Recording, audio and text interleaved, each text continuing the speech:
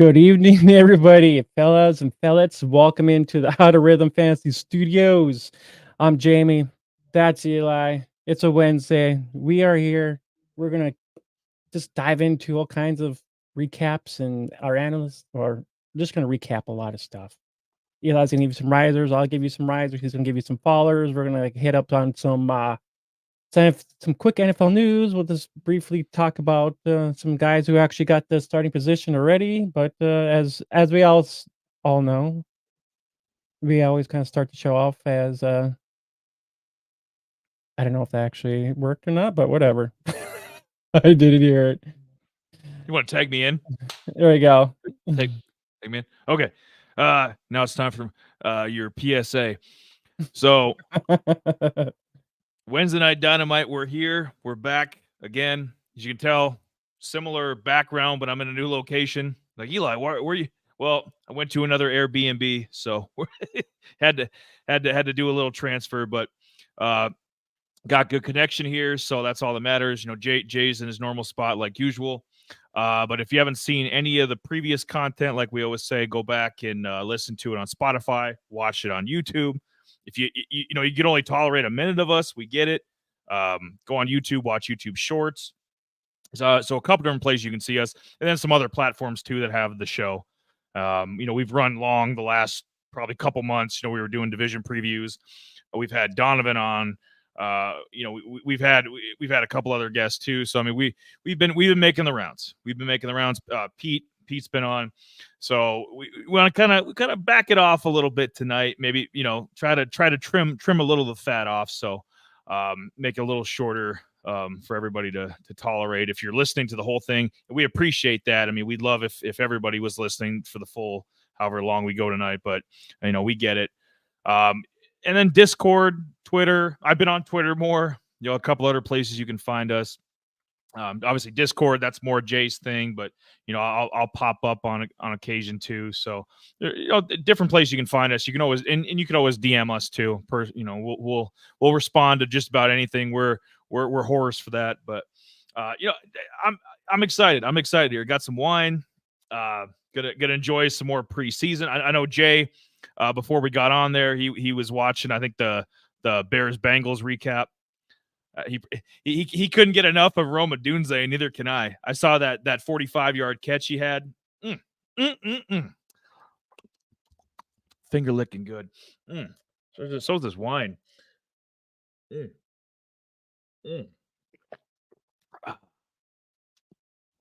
Oh yeah. He's looking at something over there, but there's some more places you can find us. Like we were saying, Instagram, we got a little bit better with that, taking pictures and all that good stuff. But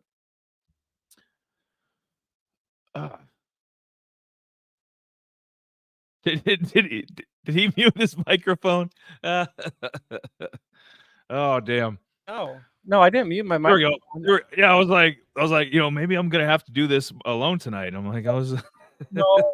I hadn't planned on it, but let's rock and roll. Yeah, no.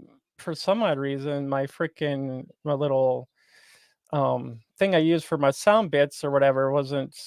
I had to exit out of there because I was like, I didn't hear it, and I'm like, what the frick? I think I know what sound effect you were going for. Yeah, yeah, that's about right. And I'm not like something not. See, so now it's working. See, and I can use So what the hell? See, I can hear myself, but I can't hear the sound effect now. What the frick? Oh well, whatever. I guess that's weird. Well, while you were muted there, you called the timeout. I brought up all the places they could find us. Plugging the show, saying how we were getting into some more preseason stuff. We know, a lot of drafts have happened. I mean, they're kind of on. There's probably a few of you that are drafting right now as we speak. So, I mean, we know this is August, big month for drafting. If you haven't picked your team yet, if you haven't decided what kind of format you've wanted to try or continue doing, we do a little bit of everything on the show. We cover a little bit of Dynasty, a little bit of PPR Standard, Best Ball, DFS will do more into the season. That's more, I guess, my thing. I been known to bet quite a bit, so we'll get more into that as the season comes along. But so tonight, Jay's gonna jump in as well. We'll kind of go over the headlines. I think he was mentioning that. We'll go over the headlines first, and then we're gonna get into some of the observations and that we noticed from week 3, week 2, whatever the hell you want to call it. Preseason, it's dumb how they label it. No, it's not dumb. Come on now. It's technically week 3, but we call it week 2. So, game. I think every team except for the Texans is. I think the Texans are done. They should be. I think they played their third game, but every other team should be playing this upcoming week. Got to get a couple games tomorrow night, some more games Friday, some more Saturday, and then a few on Sunday, and then that'll wrap preseason up. Yeah, for sure. Ooh. I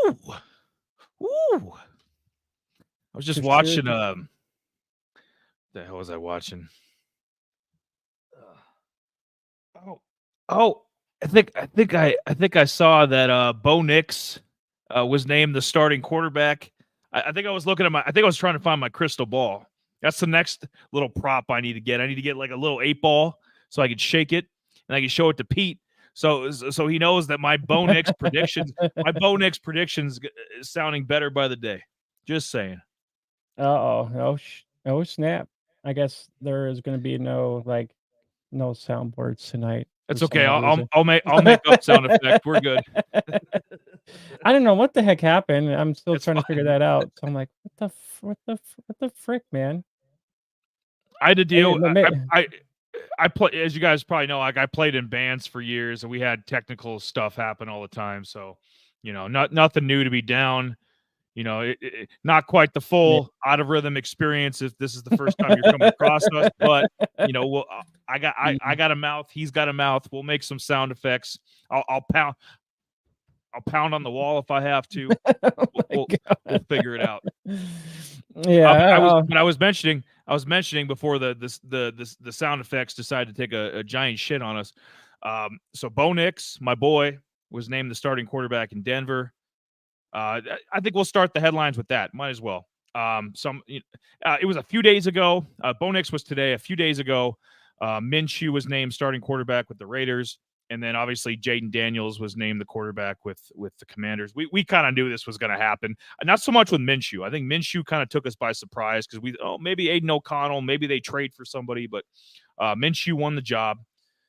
Daniels we expected. Bo Nix, I mean, I expected it. I'm not sure about everybody else, but I knew this would happen. But any thoughts on those guys, or what we can expect maybe fantasy wise from Minshew? Because I was under the assumption like he was going to be in a bigger competition, like it would be right up to the last preseason game before the Raiders would name somebody. But yeah, I thought so too. I was kind of I guess for me, Bo Nix actually looked pretty damn good in person. Yeah, him driving them down there. More of Green Bay. Yep. Yeah. Well, I guess it's. I mean, if you think about it this way, it's good enough. It's actually a good thing that Denver actually put in. You're like, okay, here's our starter. Here's our starter for the year. Get it off right instead of mismatching. Playing mumble jumbo and like playing these little hide and seek games and like, okay, well, just come out and say who your starter is. Yeah. But yeah, other than that, honestly, I haven't really drafted anything of Bo Nix, really, to be honest with you. So I mean, and I'm sure he's actually. I hope that changes. No, unfortunately, it probably won't change because I probably won't be drafting any of them. I have eyes on other guys. I've been drafting more actually Jaden Daniels than anything. So I want my hands on all the Jaden Daniels I can get. So anywhere I'm drafting, I am leaving my draft with Jaden Daniels since he was actually named the starter for the Commanders. So I'm very happy about that. But yeah, other than that, I don't think there was quite any. Let me check here real quick on some other news. Some other news real quick. So we talked about Bo Nix. The Russell Wilson and Justin Fields, we don't know who's who's going to be starting there. Who knows? It's going to be probably this last game Watch this. to Watch this, find Jay. out who's. Off with We'll their have, heads. Neither of them. yeah, so we'll have to find out who will be Neither starting of them. there. I don't want either of them. Shit, I might take. This might sound nuts. I might take Zach Wilson over both those guys. They're talking about Russ being washed and like the Vikings should trade for him. Hell no. Hell no. I don't even think at this point if Russ is any better than Sam Darnold. Sam Darnold might be, especially in Kevin O'Connell's system. I mean, at this point, Sam Darnold might be a better quarterback than Russ. And then with Justin Fields, I mean, there's been a bunch of goofy stuff this offseason. They were probably just taking photos just to fuck with people, but like they had him out catching passes. It looked like he's looked rough in both of the preseason games. Like this could go pear shaped. I mean, this could go sideways quick, man. I mean, and the sad part is they're gonna waste another year of George Pickens and Freiermuth and some of the weapons through the air that they have. Roman Wilson, I don't know if we're going to be able to see what he can truly do as a rookie. It's just kind of sad. I mean, I don't know. I've watched parts. I'm not sitting there. I'm not a Steelers fan, especially with that debacle 9-3. I mean, we know it's preseason, but that game was a joke. I mean, the Bills weren't even trying. Yeah, I don't think so. Russ couldn't move. I mean, he looks washed. He did a little bit. I was trying to kind of like get an eye, and I think Fields could be honestly the guy because he actually. I mean, he I know it's Fields. If you got to pick between the two, and it's hard for fantasy owners right now because you're kind of you're left under the assumption it's going to be Russ, right? And so and we know that both these guys are probably backup quarterbacks. Justin Fields has more fantasy upside, but. So you're kind of like, I kind of need that roster spot, so I can't have both of them, or I can't have, a Tannehill or another similar backup, Aiden O'Connell. So you got to pick between the two, and I would go with Fields, just as especially fantasy wise, but just in general because you don't know what his ceiling is. I mean, you really don't. I mean, Justin Fields, we know what Russ. I think Russ is washed. I mean, I don't think you're going to get much of anything out of Russ. He might be the 31st best quarterback this year if they actually start him. Yeah, I was gonna look this up here quick because I know they were kind of talking about both these guys, and they were kind of looking at who drove the ball down the field better, and who was. And Russ actually got sacked a few times too, as well, if I remember correctly. Because he can't move anymore. He was never great in the pocket. Yeah, he took 3 sacks. 3 sacks. Fields took 1. 92 yards for Fields. Russ Wilson 47. So it just goes to show. I mean, I think Fields I think they'll end up saying it. I think they'll say after this week is over with, they'll probably give him a little bit more one more preseason game. Yeah, yep. I think so, and I think they don't be surprised if Fields is the guy who actually ends up being the starter. I mean, that's just that's me though. I think they have to. I honestly, even if they have to run like a college style offense or an option, just where Fields is basically run like he did with Chicago a couple of years ago, has 1,100 yards rushing or something. Him and Najee and when Warren gets back, if it just has to be a 1960s NFL, ground and pound kind of offense, and then occasionally have a bomb to Pickens or something. If they got to run an offense like that, Fields. I'm out on Russ. And I, like I said, I was one of the people talking it up when he was traded to Denver a couple of years ago. I mean, I was excited for that. And now I'm out. I'm out on Russ. I'm out on Hyatt from the Giants officially. And officially I'm out on Russ. I think Fields has got to be the guy. And we'll see that in this last preseason game. I hope he goes out and has a couple touchdowns, maybe one in the air, one rushing. So it ends the debate. It's like, hey, and our good friend Buddy is a Steelers fan. I'd love to see what Buddy thinks, but I'm guessing he's on board with Fields too. But I probably think so. I would probably believe so that he probably would be on him. Fields. He's a better guy. So he is. Yep. And he's actually going super late too, as far as if I remember correctly. These guys are going super late. He is, and you would have never thought after a couple years ago, when he was one of these, the Jaden Daniels that we talk about so much, AR5. I mean, Fields wasn't far off that. I mean, with his rushing and he didn't do as much through the air as these guys can. Lamar and Jaden Daniels and those kind of guys. But I mean, with that rushing, I mean, Fields was right up there. There was a lot of weeks he was in the top 5 and per week. A quarterback for fantasy. So Fields is capable of putting up 100-yard game like it's nothing. I still think he can do that. And if you get anything through the air, it's a bonus. As a fantasy owner, if you get anything through the air from Justin Fields, because I think I don't think he has a choice. I think he's going to have to put up a touchdown on the ground and at least 70, 80 yards a game. So I think it's just a bonus. Russ can't do that. Russ is going to give you a pedestrian 170 yards and a touchdown. I mean, that's like backup shit, Just get him out of here. I'm done. No more Russ. No more. What is this? What is this? What is this? Is this? Oh, yep. Boom. Russ, out of here. There we go. Oh, congrats. Right. Here's your Oakleys. We got sound effects. Sound effects. One. I don't know what the heck happened. That's weird. I did earn my Oakleys there with my Justin. I should be a fucking salesperson the way I was just talking up Justin Fields. Get Russ out of here. But we got one. Maybe we'll get more sound effects tonight. Maybe an LA night. Maybe some Rick and Morty. I mean, maybe we'll get some more. Yeah, there we go. Maybe we'll get a Hulk reference. I'm not sure.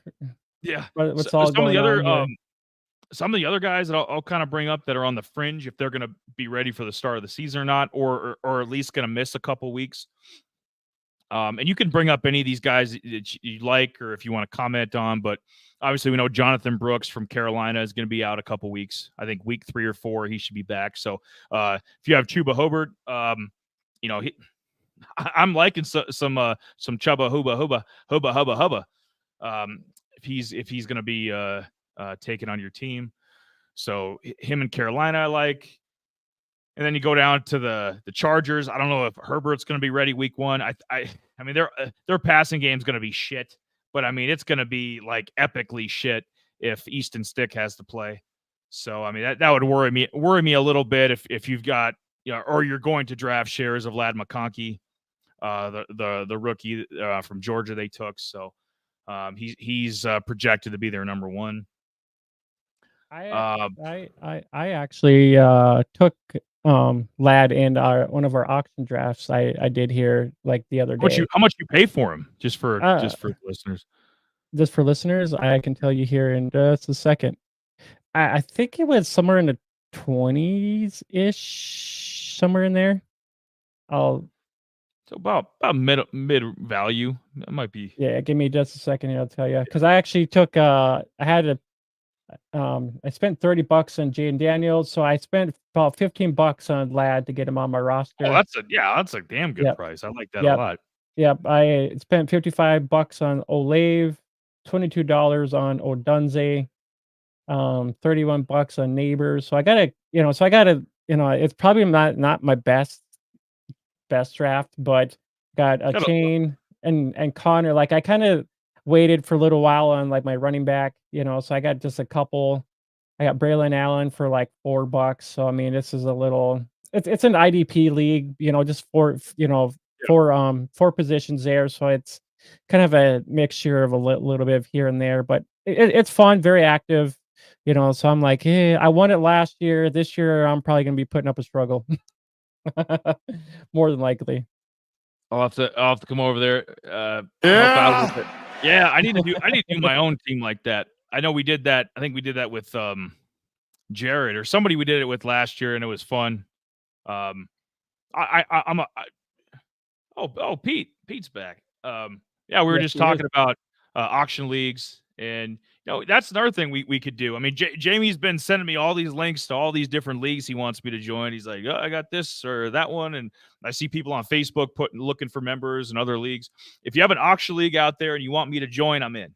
Just saying. You want to form one, do a mock one, do a real one, whatever you want to do. I'm on board with that. So I mentioned Herbert. So do you think that affects if it's only a week? Like if he's just out week 1, for example, like I don't think that really affects much. Now, what about Jonathan Brooks and Chuba Hubbard? Like, right now, Jay, if that turns into like a 3-4 game thing and maybe lingering, like Hubbard's value, like where does that sit? Actually, draft all the Chubbard you can, all the Chuba. Yeah. Hubba. So he's actually on the waiver wire in one of our in that IDP league. So I'm thinking I might. You want crack? Not you. I'm actually trying to figure out who I'm gonna drop because Chubbard's out there. You need to go snatch him up. I know. So it's right now, and that's the thing I'm trying to figure out. I'm like, all right, because I actually went out and I actually picked up Ray Davis because he was out there. Yep. It's the man of the hour, man. Yeah. So I'm actually in the. So I'm actually. So a couple guys on my bench. I actually got Polk, I got Means and Corley. So I'm like, I might have to try to drop me either Bob Means or Corley. I might have to try to drop one of them so I can actually go out and actually pick up one of those guys. So I'm trying to figure out who to drop out of those two guys. I think Bob Means or Corley. I hate to say it, and because we've been talking, I think you've become a bigger fan than I have the last few months, but I would cut bait with Bob Means. Auction yeah, right. But I think Means. I don't know if Pete's got a comment on that. Like, would you cut, like, if you need the roster spot, are you getting rid of Malachi Corley or Bub Means? I'd get rid of Bub Means because I still don't fully trust Mike Williams' health with the Jets. Obviously, we know Xavier Gibson, the kind of the slot guy the Jets have. He's not a world beater or anything. We know about Garrett Wilson. Obviously, he's their clear cut number 1. But I mean, I think there's a lot of targets, especially with Aaron Rodgers, the quarterback this year. I think there's a lot of targets open for Malachi Corley to have a really good rookie season. Bub Means, I don't know, where to place him with that because I like A.T. Perry a lot. Obviously Chris Olave is amazing. You never know with Taysom Hill and Juwan Johnson, some of the tight ends that Derek Carr might work with too. So I just think based on that, I'd get rid of Bub Means if you needed the roster spot. Yeah, cut Means. Yep.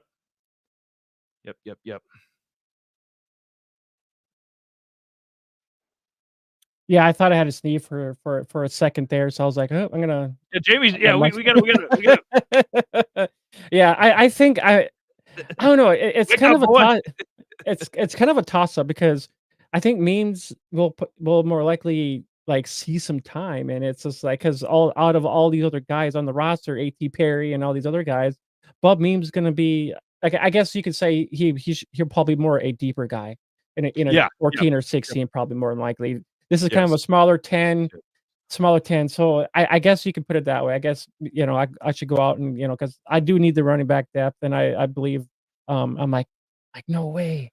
So I think I'm gonna go out and do that. I think I'll just drop Memes and keep Corley because I think he'll probably be a little bit more impact. But both those guys are kind of in the same boat, but it's kind of like it's kind of one of those things. It's kind of like a toss up, but it's not the beginning of the year. So I mean, if Bob Memes does become electric, hell, I'll just drop Corley and go the other way. So I guess it won't really matter all too much. So, but that's a nice thing about these rookie kind of mid-round rookie kind of guys is that you could probably most of them, especially in redraft leagues, they're going to be available on the wire.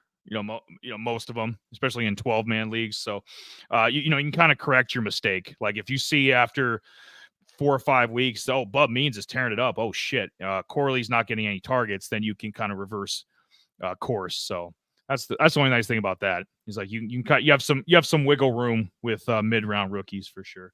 Yeah, and that's for dang sure. So, but I think we should get into some risers and fallers, and and get into all those tasty little things going on there. I got one more for you though. One more. Oh, yep. Bills receivers. Is it going to be a 2-man show? Because I see Samuel. He's got turf toe, and maybe if Pete's in there too. Pete wants to chime in. Samuel's out with turf toe. I'm not sure if that's going to take him through the first couple weeks of the season, or if that'll correct itself before then. But he's banged up.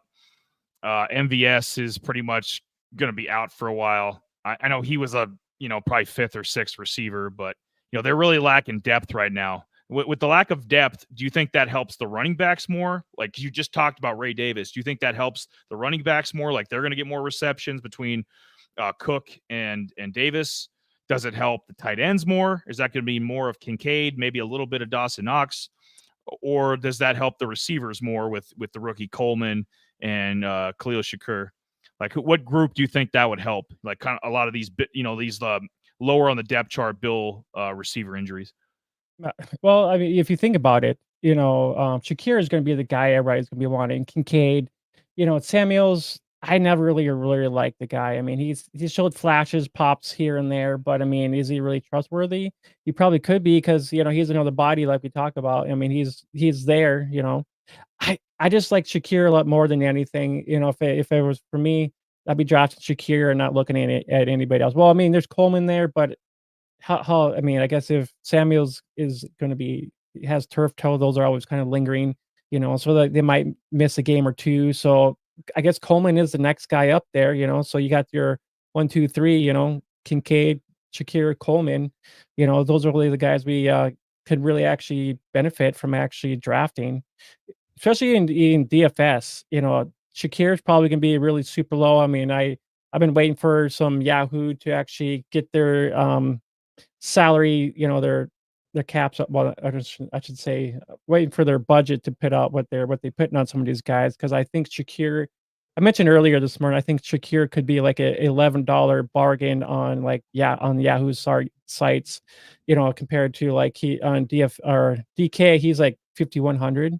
So I mean that's pretty reasonable for a guy that actually can be the wide receiver one there, and then playing freaking the Cardinals right away. Man, Is it, so on DraftKings, that's what he's listed at for week 1 then? Is 5,100? yeah, 5,100 on DK. Hell Yeah, right? So I'm waiting for Yahoo. Like I actually joined up on their Yahoo Cup and a couple other small leagues, but it's not their pricing hasn't came out yet. So I've been waiting for their pricing to come out, because in Yahoo you get a $200 budget to build your roster, and I guess if you can put it, a $200 budget is a nice way to kind of like dub people down on. You're like, okay, well, he's worth this or this. DK is a little bit different, but you can kind of look at it the same way too. You got 50,000. I just like the Yahoo side of it. $200. I mean, you're not going to go to like some casino slap out $200. So it's just kind of one of those things that's kind of different about it. Maybe I would. I don't know. Oh, I'm sure you would too. Yeah, high roller. So that's a lot of we tried to recap a lot of the injuries and some of the news updates, so that if you haven't drafted yet, you're aware of what's going on. If you did draft, you're like, oh shit, okay, luckily this guy's on my bench. Maybe it's not going to affect a bunch of stuff. So like Jelani Woods is another guy that's going to be out indefinitely. He'll probably be out for a month or something. So if you had Grandson or another one of the we know the Colts tight end room is trash, but if you have another one of their backups, maybe you might want to consider putting them in, especially in a deeper league. So we'll see about Jelani Woods' injury too. Yeah, and Hawkinson, I don't know. I'm going to bring up Josh Oliver, the backup tight end with the Vikings. I think he's being undervalued right now too, because I think Hawkinson's going to be out the first couple weeks of the year. So, and I think that kind of went under the radar. Like a lot of the other injuries and a lot of the other talk has been going on. I think that's one of the undervalued things is Hawkinson from the Vikings being out for a little bit. So, do you want to start with usually I do my top 5 lists for PPR or best ball. Did you want to do your kind of your miscellaneous league, or do you want me to jump into my PPR first? I mean, it really won't matter, really. I mean, it's settled then. We're gonna wham bam. Thank you, ma'am. We're gonna go right into it then. So I kind of combined PPR and standard. So that's kind of and then I'll have best ball up next. And then I think Jay's going to probably do his miscellaneous. and that's a nice kind of hodgepodge of all the different formats. I'll be the middle guy. He's the middleman. Yep. You always got to have the middleman. Mm. That's what she said. And then we have Dynasty. I'm going to cover some risers and some fallers. I'm all out of wine. Or I mean, you could go get some more wine. I can just talk on for a little bit too. I might have to. Yeah, I might have to call my own timeout. And I mean, you can left. go do that. I can talk about a couple of these guys, or it won't really matter. So go do what you do. I'll just talk about Shakir or Tucker. So, but yeah, Eli's got Tucker at 5. I just think that Yep, timeout. hurry up, go, run. Tucker here, I think he is. We talked about him. He was one of my risers last week. I just think that with Minshew kind of being there, I was hoping. This was the guy I was thinking of. I was watching O'Connell last week. He actually looked better than Minshew. He was able to drive them down the field a little bit more. Eli and I were texting back and forth, and I was telling him that O'Connell might be the guy that he was like more possible than Minshew, but I guess a veteran compared to last year's rookie, and I think I don't know if it just simmers Tucker just a little bit because Minshew is not a bigger guy than O'Connell, so I think it might dub down Tucker just a smudge, but with Connell there, I think I would have risen him up just a little bit more. So, I caught a little bit what Jay said. I think he was jumping, kind of doing a little bit of everything. I'll start with, because he was just talking about Trey Tucker, so I'll start with him at number 5. I've included Trey Tucker in the last couple of these lists because I've been really impressed. The first 2 games of the year, I know it's preseason. I know Devontae and Jacoby Myers aren't really participating a bunch, but it's good to know that he's the clear-cut slot guy. I mean, I don't think we can even argue that. Like, Trey Tucker is the number 3. He's the clear-cut slot guy. So he's going to be out there. I'm not sure about the. Yeah, I'll just hold on just a second. Raiders, if you don't mind, see if you got the Raiders formation chart. We could pull that up. Yeah. Well, Michael Gallup, he's dead. Yeah. Oh, nope, wrong way. There we go.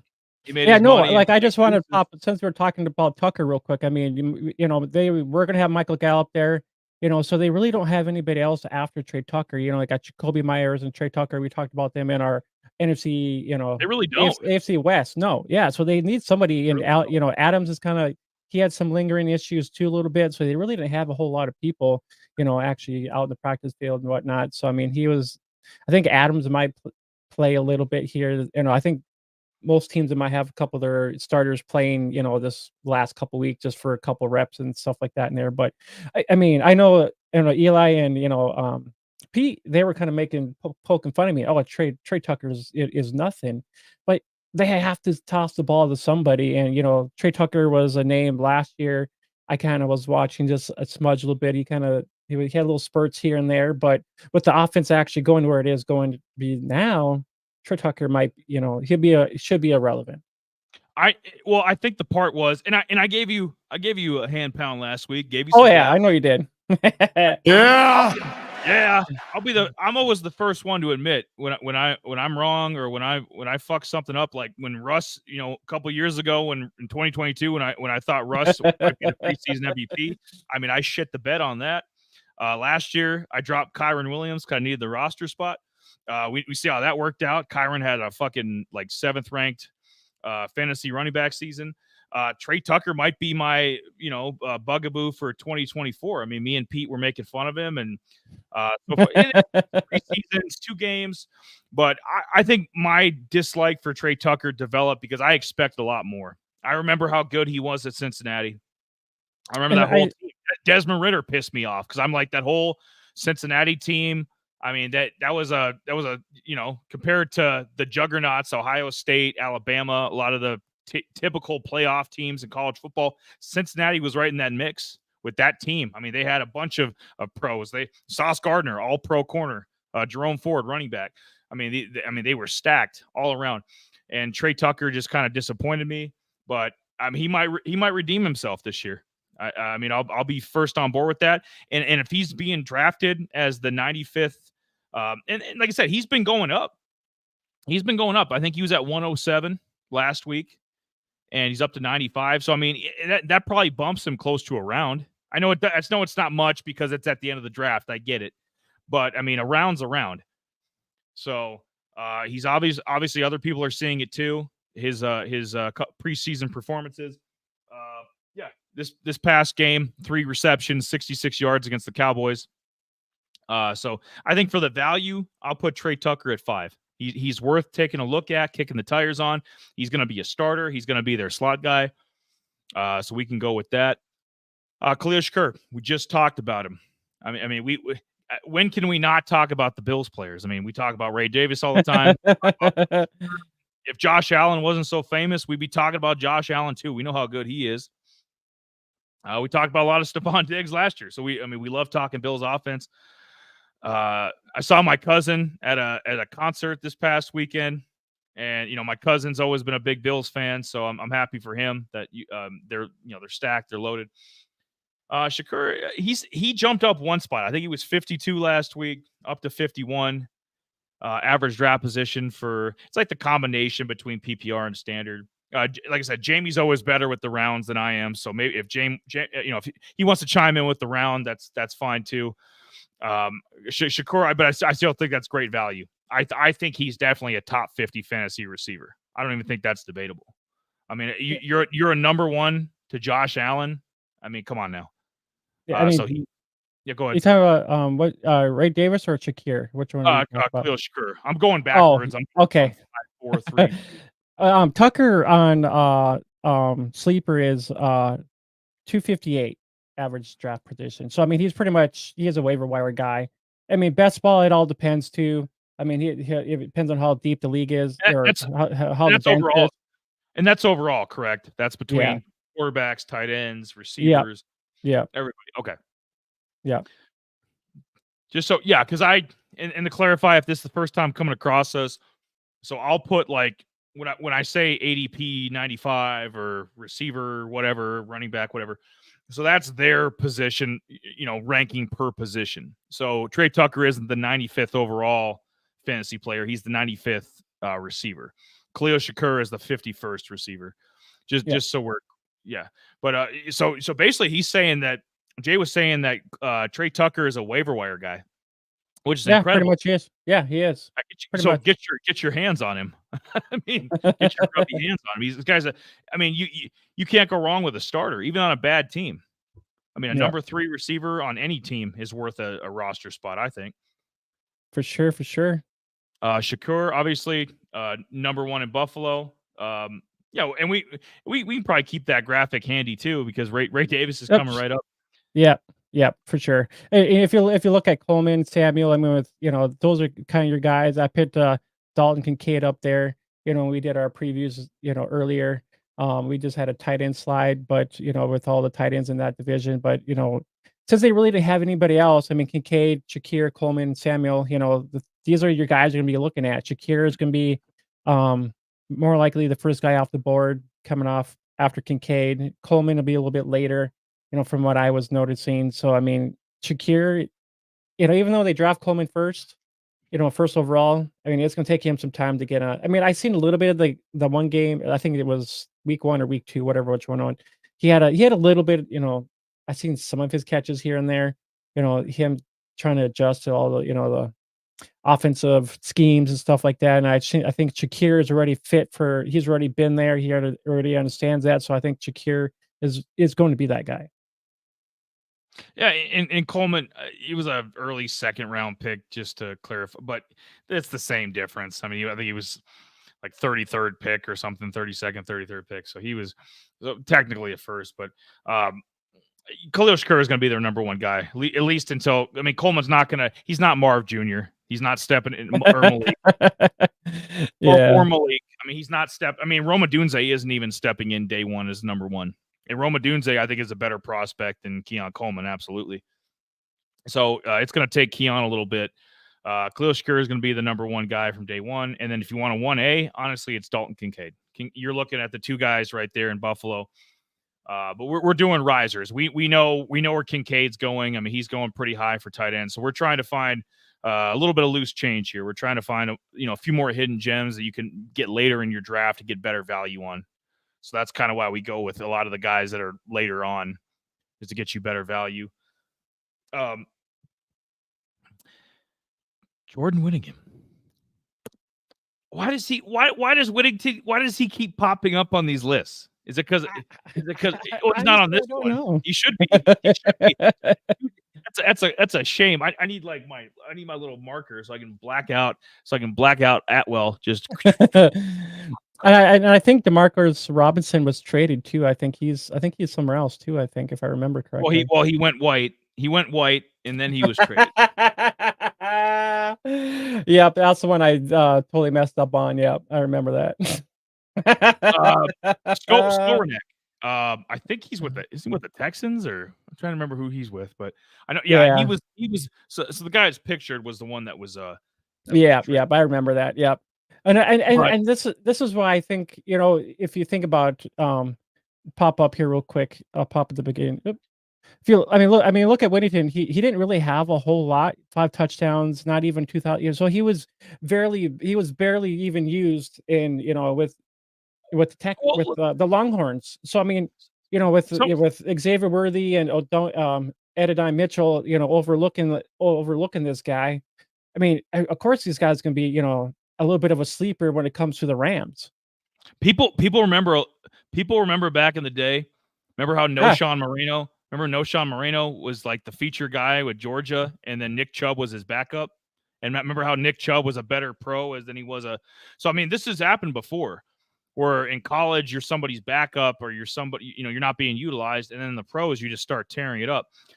Obviously, we're seeing what Xavier Worthy's doing with Kansas City, or what he will do with Hollywood Brown being out. I mean, it's going to be a Xavier Worthy, Rashee Rice, tandem, and then Kelsey too. So, I mean, that's going to be, I think Worthy's going to have a damn good rookie year. And obviously Adonai Mitchell, we haven't seen a ton of him in the preseason, but Adonai, I think is going to be solid for the Colts. So, I mean, he was getting targets taken away from 2 possibly starting level receivers in the NFL. And you throw in Jatavian Sanders, who could, Tommy Tremble's hurt with the Panthers. So, I mean, Sanders is probably going to win that tight end job. So you had basically 3 NFL starters that were eating off your plate. And then on top of that, you throw in Jonathan Brooks, who is, once he's healthy and back, will be the feature running back with the Panthers. So, I mean, there was a lot of competition at Texas. If he was at like Kansas State, he probably would have been the feature receiver. I mean, if we're being honest, I believe that there for sure. I believe it. Yeah. Or if he was at a Wake Forest or some program like that, this would have been the feature guy. That he would have been the one getting 85 catches and getting the attention. And I just think he kind of fell under the radar. He was the heart and soul of the Texas team, like we mentioned last week. He's rising up a little bit. I know some places aren't as high on him, but at receiver 94, Jay thinks he's going to crack the starting lineup. He's going to.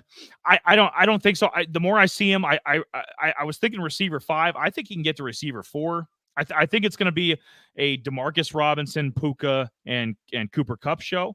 But I think Jay, why he said that he could crack the top 3 for Rams receivers this year is, you never trust Cooper Kupp's health.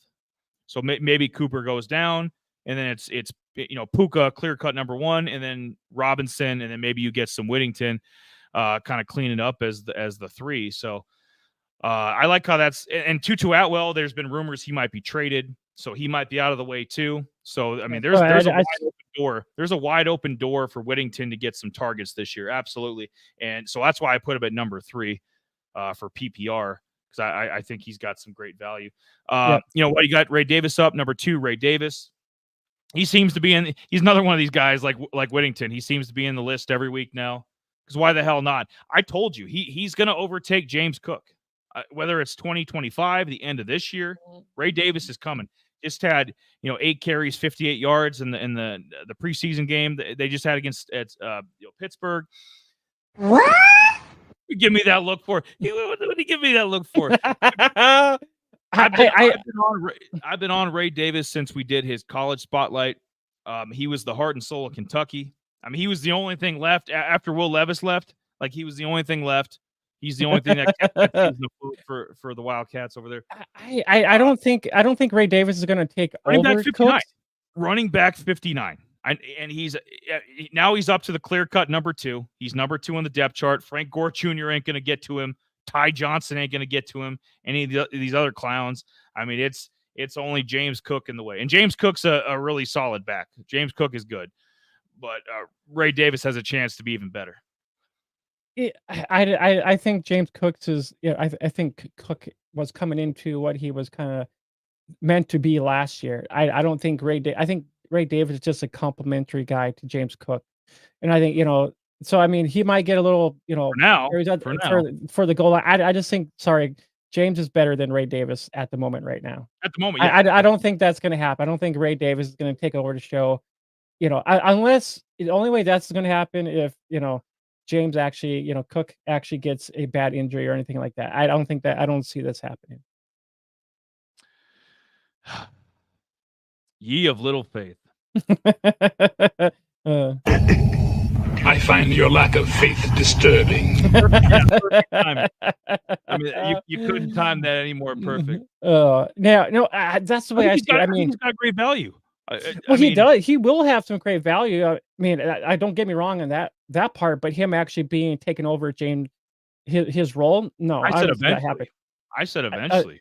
Oh no, you're like, he's gonna be the guy. I don't care if he's got to come behind him with a crowbar and smack him in the knee. I don't, behind the leg, whatever he's got to do. I mean, but he's gonna get there. It's gonna. All right, not as quick as probably Blake Corum is, but up there. All right. And then I just mentioned Xavier Worthy, put number 1. It's been tearing it up in the preseason. I know you're not a fan, but with Hollywood Brown being out, Hollywood Brown's going to be out for a know Watson, he's just a guy. You know what? If Rice is suspended, I mean that's pending. I know Pete didn't think it was going to happen. You probably don't think it's going to happen. No. And we know how good, when Rice isn't being a knucklehead, we know how good he is. But Worthy, I think, is just going to have a breakout rookie season. I mean, the more I see, the more I'm like, yeah. I mean, you got to give it up. Whether it's Andy Reid's offense, Mahomes, whatever it's going to end up being, I mean, we're going to see a ton of Xavier Worthy. He's going to get a ton of targets, and for receiver 38. That might be some damn good value because there's some guys going ahead of him that I'm kind of iffy on, or in his zip code, like Deontay Johnson. Come on now, Deontay Johnson ain't gonna do shit with Carolina.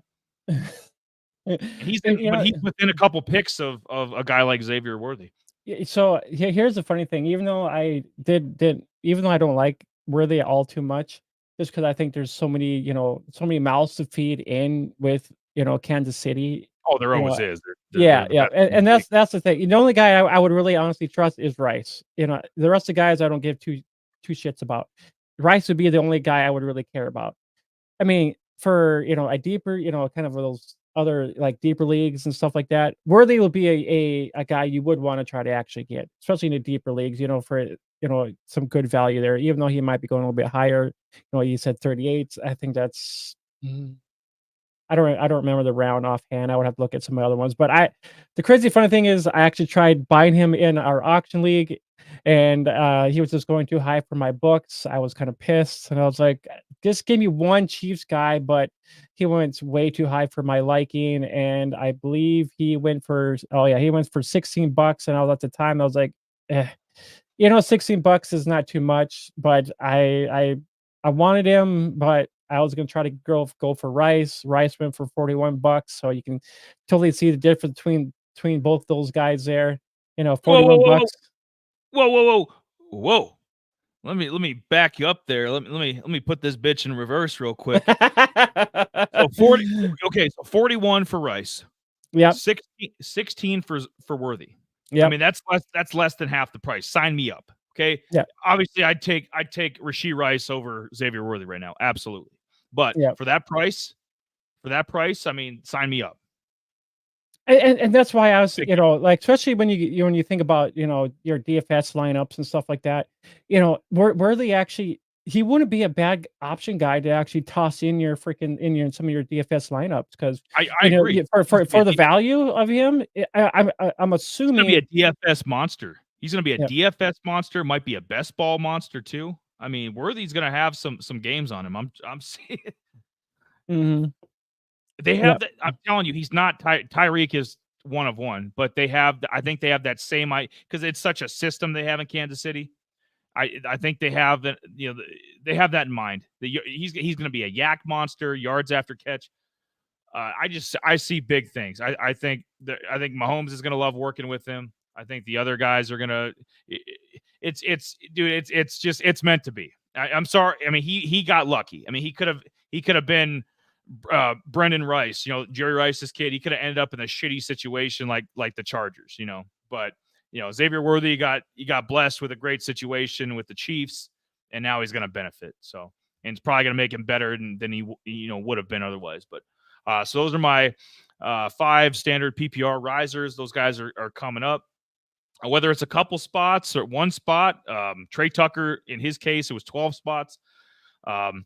Ray Davis is kind of keeping steady, but I love me some Ray Davis, and he's a nice guy to have, in your back pocket, because you're not going to have to spend that much to get him, whether you're doing an auction league or drafting. Ray Davis is going to have some great value. Best ball, and like we always mention with best ball, I mean, basically, I think it's the way to go. If you don't have much time, if you're just the casual fantasy guy or you're busy, it's the way to go with your team. It's less maintenance, pretty much no maintenance. I mean, let's be honest. You draft the team good, you're good to go. I mean, you could easily not touch your team for 10, 12 weeks and boom, you're in first place. You hit the draft, you basically hit the lottery. So this is huge here. And a lot of these games are more on, or a lot of these players are more on who can boom. Like who can give you that monster week, that like that we call it the Gabe Davis week, where it's just a random guy on your bench has 100 yards, 3 touchdowns.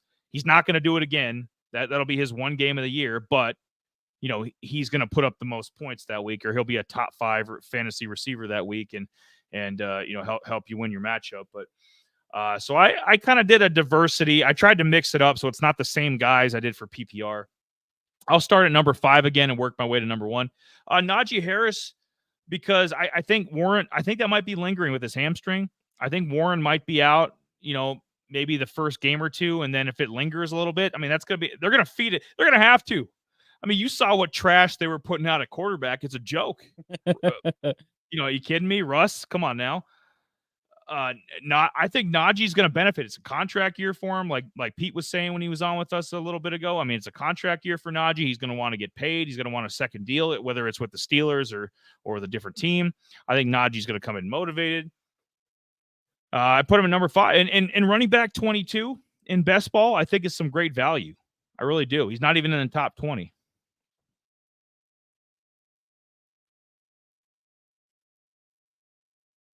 Jay's doing a little bit of homework there. Oh no, I'm just listening. Just so I mean, Najee is actually, I mean, for where he's actually being drafted at, and the way the offense might be looking, and who knows who's going to be. I mean, yeah, I think was it Warren was kind of. I think he had some injuries, kind of lingering or whatever it was here. I mean, he's got a hamstring right now. Yeah. So I mean, might be out. Everybody was kind of hyping him up a little bit. I'm still going to draft Harris no matter what. I mean. Think about when he came out as a rookie. The funny thing is, I actually drafted him first overall. Yeah, you did. I remember that. 3,000 yard seasons in a row. I know 1,000 yards isn't what it used to be. Because obviously a 17th game now, but that's still. I mean, he's 3 for 3 with 1,000 yard seasons, which means he's staying healthy. And what do I always say? The best ability is availability. So Najee, you can pretty much punch it in the books, Jay. He's going to have 1,000 yards. You can mark that down.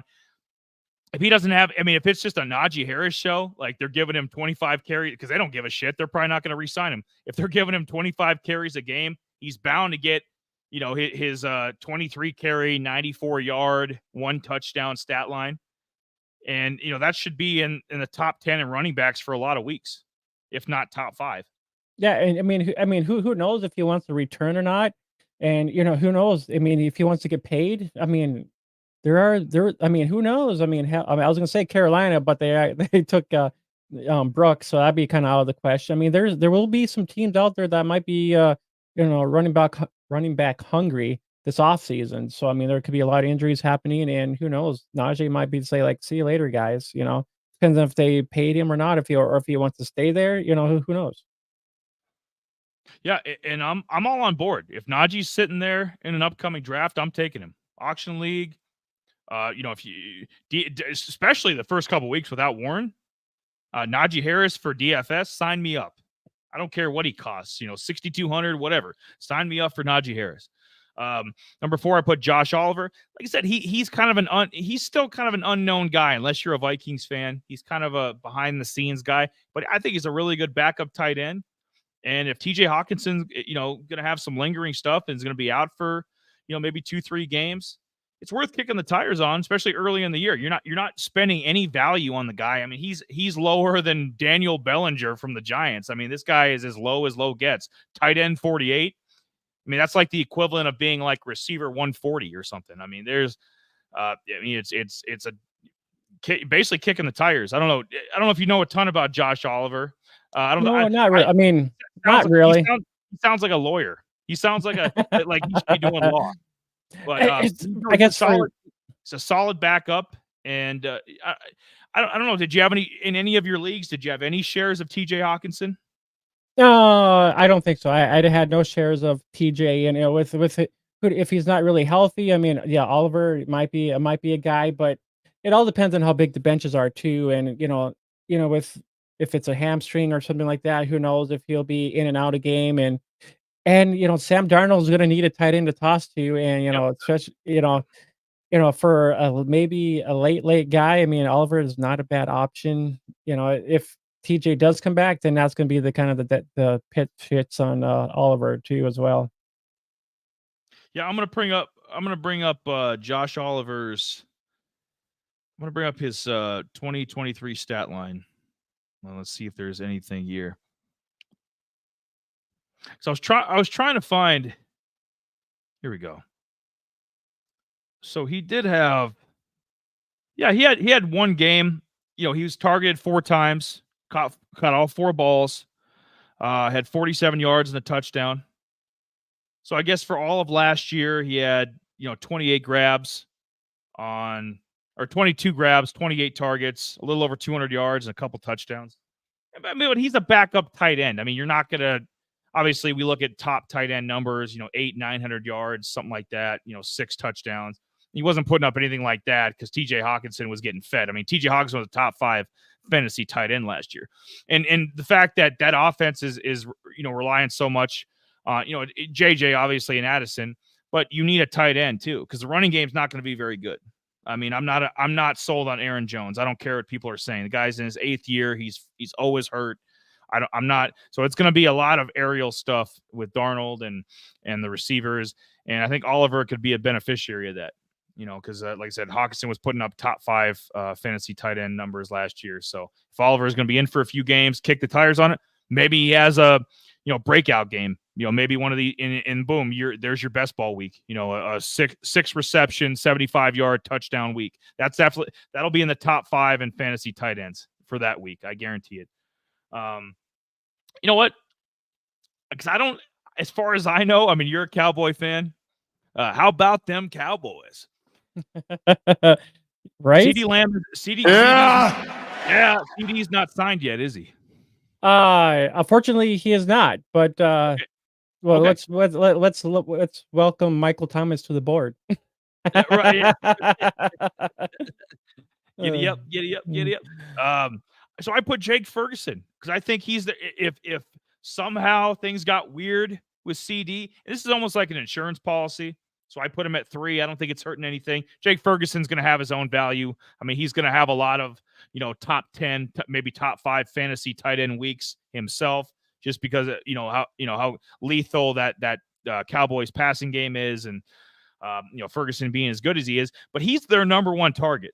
I mean, he goes from like the clear cut number 2 to the 1 if CD's not in there. So if things got weird and things broke down with contract and CD held out into the season, Jake Ferguson's going to clean up. I mean, he's going to have 10 catches a week. So I think and at tight end number 9 was where he's going off the board for best ball. I don't know. What do you think? I mean, I'll be drafting Ferguson no matter what. I mean, it's just Cowboys offense. The running backs, they're kind of iffy. Rico Dowell, Elliott coming back. So I Yeah, mean they're yeah. gonna they're gonna they're gonna just gonna have to be tossing the ball around. So it's Ferguson is gonna have that little piece of the pie in there. So I haven't had an opportunity to really draft a lot of them, but I mean, he is the guy I will be targeting in most of, if he does come into that area where I want to draft him. Yeah, I'll take a shot on Ferguson. If not, I mean, I'm going Schultz too. Either way, I mean, can't go wrong with Ferguson and the Cowboys offense that will probably be passing quite a bit this year than running. I'd take Ferguson over. The more I look at, I'm sorry, Zeke was way too high on the running back board. I mean, I'm out. Dowdle, I'm out. Zeke, all those, no, none of them. I'm telling you, Jake Ferguson's going to have a top 5 fantasy tight end season. I mean, it's it. So you're getting at not even at 9, you're getting value there. I mean, I would jump on him. I mean, it's going to be hopefully they get CD signed. I mean, that would be a shame. I mean, you have the basically the top fantasy receiver in the league and probably a top 5 or 6 fantasy tight end. I mean, you need those two to kind of make everything go. So Ferguson put it 3. 2 Trey Tucker, might as well. There's going to be some weeks. I mean, Devontae is going to eat. I mean, he always does. But there, like I said, I'm Jacoby Myers is not repeating last year. He's not that good. I'm sorry.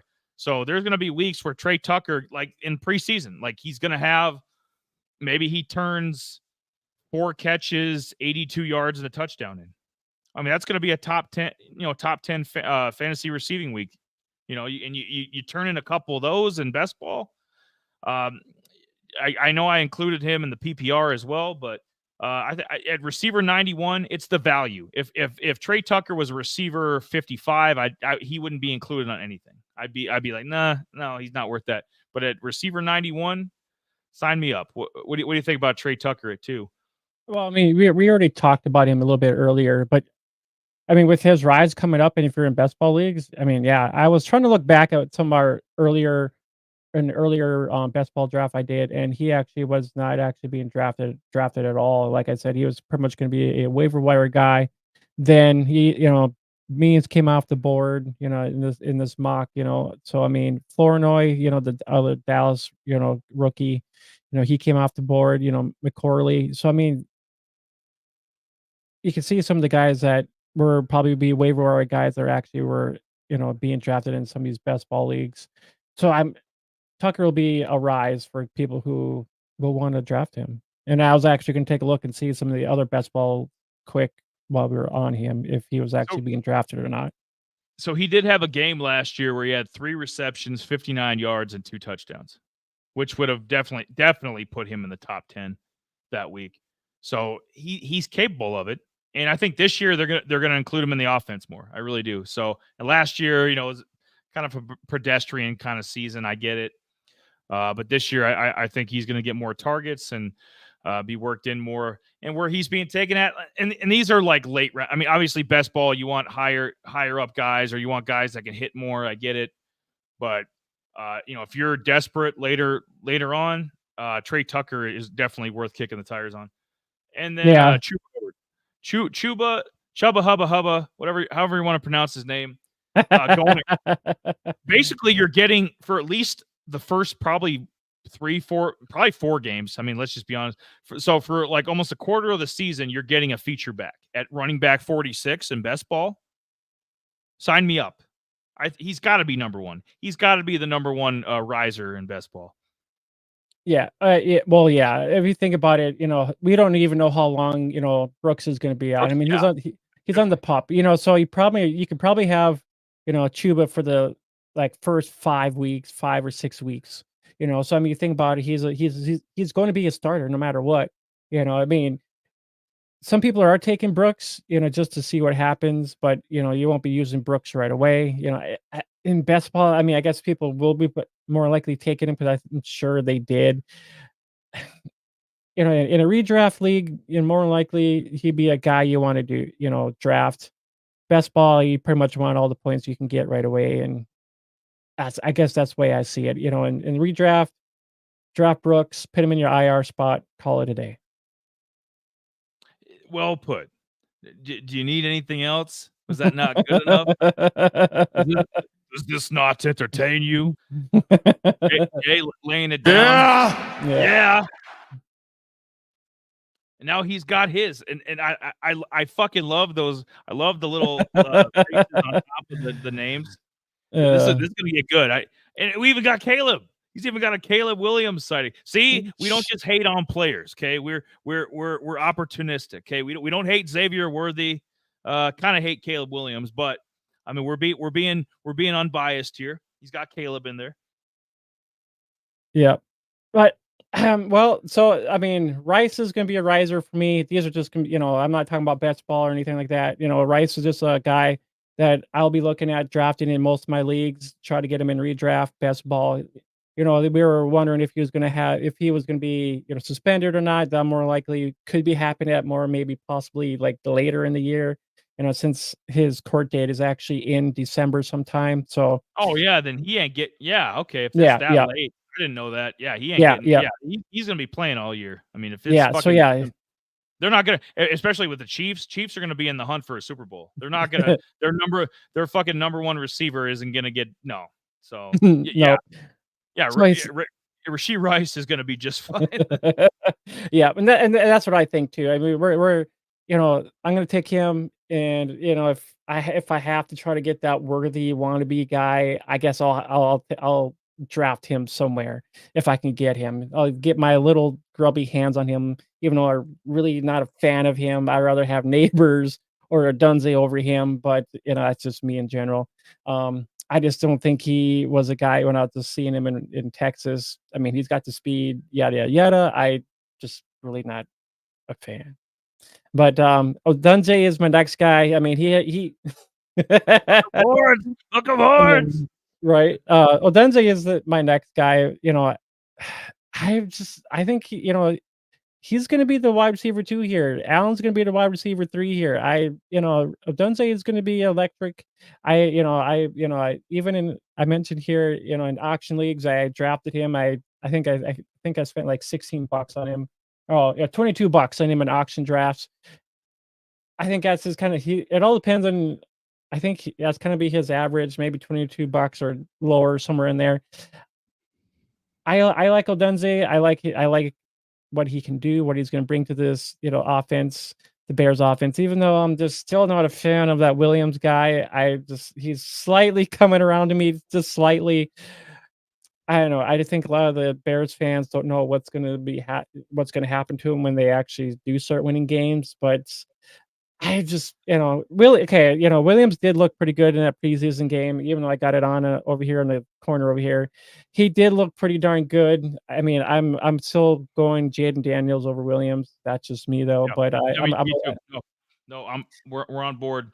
But there is a blue light special going on.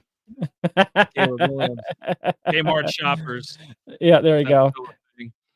But Odunze is going to be a late flyer for me, somewhere in there. I can't remember where he actually went. His average draft position actually was. I think he's kind of more in the middle, but that might rise just slightly, just because of some of the preseason game here with the touchdowns he had. So he might bump up just maybe slightly. So try not to overpay for him, but if he can stay in that 8, I think 8 to 10, if he stays right in there, that's where I'll take him. I'll be happy with that.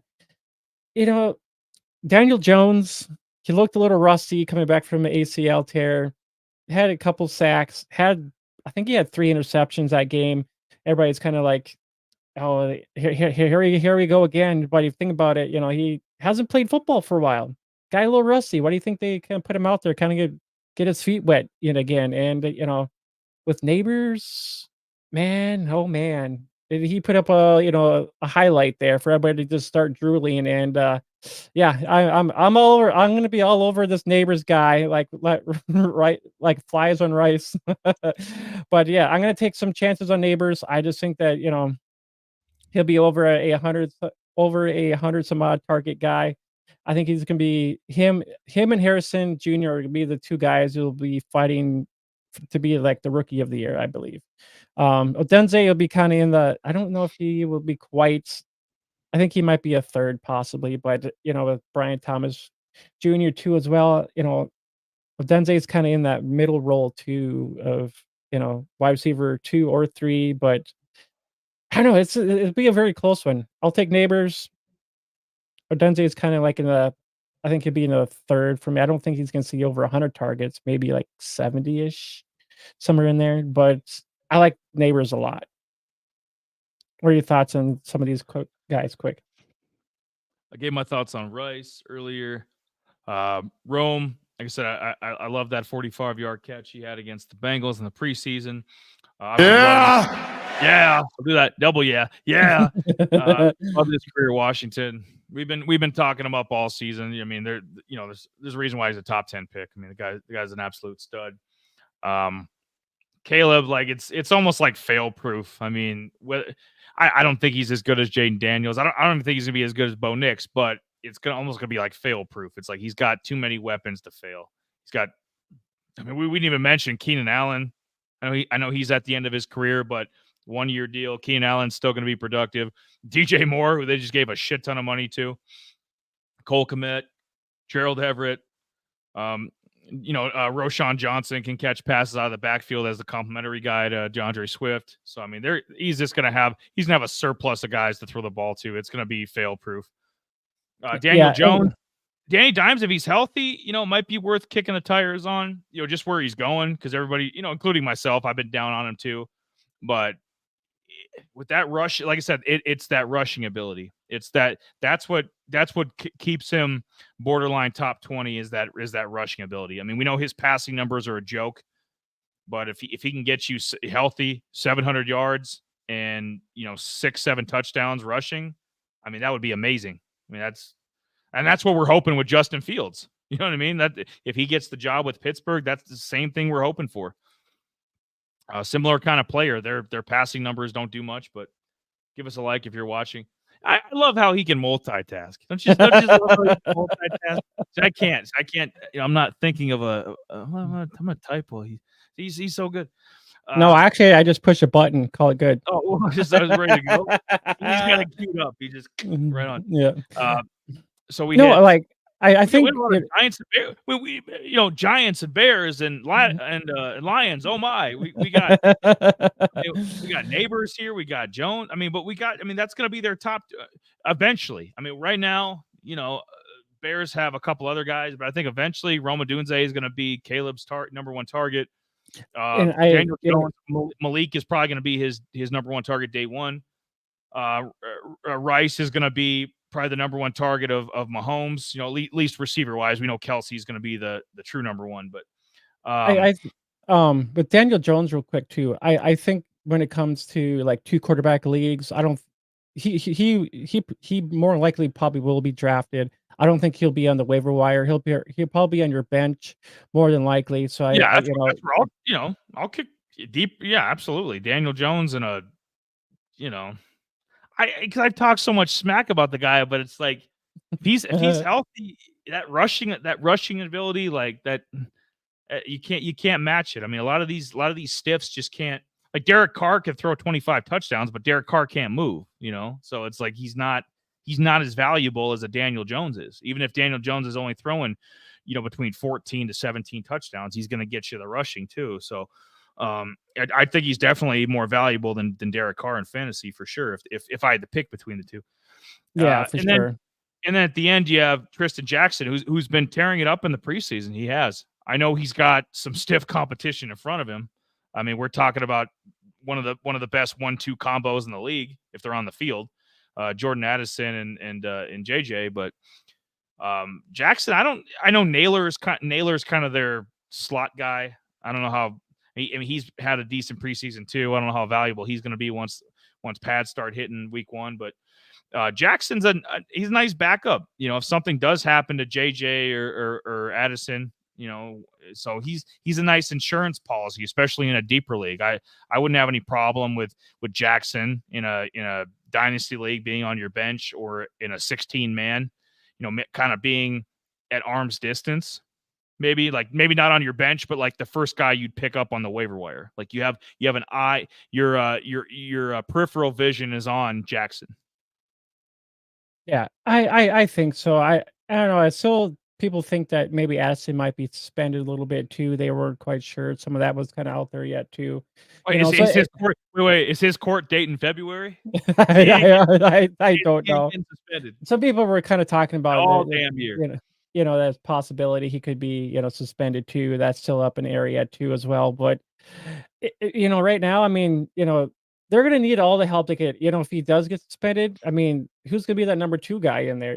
So I think if Jackson is actually having a good rapport with Sam Darnold and them, and I guess we'll have to kind of watch and see if he's out there with the ones here. This last game, they'll be most teams are probably playing their ones here a little bit before the season starts. So I mean, maybe we can see if Jackson's out there as a wide receiver 4 or something like that. It's very possible. I'm hoping that, this was a good story because he was with the Rams, got cut. Some of the other team picked him up, I think they let him go. And now he's with the Vikings where it's very possible he could end up making the team. Oh, he will. I don't have any. I mean, we're going to see Jackson targets this year. He's going to catch at least a couple touchdowns. So, Yeah. like I said, worth having at arm's length, kind of in your peripheral vision, ready to pounce. That's what I feel like. I feel like a fucking tiger at night with my little. Arr, arr, I feel like a tiger. So I'll do. What? All right. So I'll jump into this 5 quick risers and 5 quick fallers. And then maybe we'll talk a little Deneric Prince from the Chiefs. He's kind of been the hot guy going around fantasy circles to pick up. So maybe we'll finish with him for the preseason spotlight. But I'll see what you think about my list of 5 here for risers. Obviously, Ray Davis. We need to stop talking about this guy. We're Garbage goober. Get out here and eat this garbage. we're building him up so much, and then look, he'll pull a James Robinson. He'll be like the offensive rookie of the year, and then 2 years later be cut by every team known to man. So, but yeah, Ray Davis, I'm very super high on. Right now in Dynasty, he's going running back 44, so higher than he was going in the previous lists. So. Maybe a little jump of the gun there, but it's Dynasty. Like I said, it's all based on a lot of it's based on rookies and where you think things are going to go. You're just projecting, so I think it's okay putting him there. Kamani Vidal, the young running back from the Chargers. Like I said, this is Dynasty. We added a few guys different, so we're not doing just repeating the same list. I know a lot of these guys they go over the same because they're oh, are you enjoying what you're watching? Subscribe to the channel. Yes, please subscribe to the channel. We probably don't say that enough here. Subscribe, do all that jazz. Helps us out. We put a lot of time and effort into these episodes, so appreciate that. Vidal from the Chargers, because I don't trust. Are you kidding me?